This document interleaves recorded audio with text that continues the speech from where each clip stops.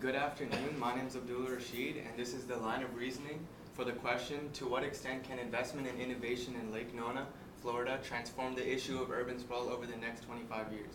And this is seen through a perspective of social cultural.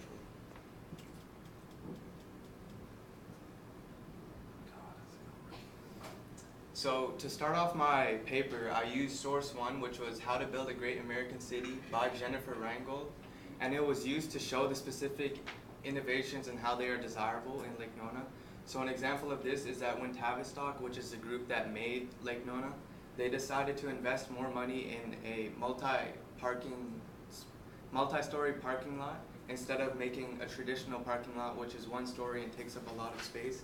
And this was to make it more pedestrian friendly, which is better for the social perspective and makes it more desirable for people. And it is being used after my introduction in the first body paragraph.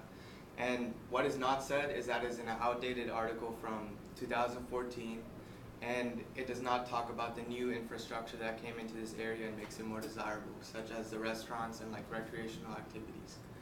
And false logic and reasoning used, and this is not applicable because the author also talks about the negatives that Tavistock Group has done and their mistakes in investments. And this leads into source two, which is Orlando's newest attraction is medical, and this was made by Jonathan Vatner.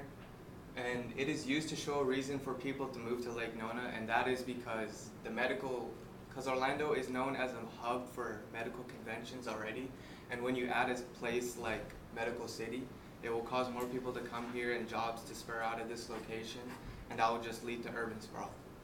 And this is located in the second body paragraph, and what is not said is that it's from 2010, and it speaks on the Sanford Burnham Institute, which is not here anymore, so that is false claims, so it needs to be updated. And the false logic and reasoning used is that it's biased because it does not talk about the negatives about Medical City, but only the positive. Next. And source three is the characteristics, causes, and consequences of sprawling development patterns in the United States. And this was written by Samuel Brody. And it is used to show the byproducts of urban sprawl, and specifically in the paper, it shows how it relates with Lake Nona and in the future how it will affect it, and it gives specific examples. And it is used in the third body paragraph, and what is not said is that the specific positives about urban sprawl. So it only talks about the consequences and the characteristics to identify it. And the false logic and reasoning used is that it's biased because it does not show the positives, but only the characteristics and the consequences.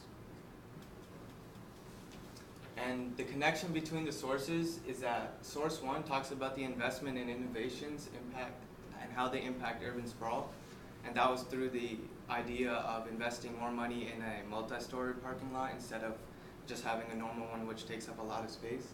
And then source two talks about the reasons for population growth in Lake Nona, such as the Medical City. And then it leads into source three, which shows the results of urban sprawl.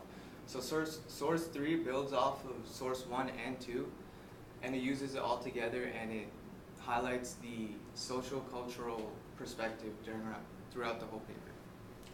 Any questions?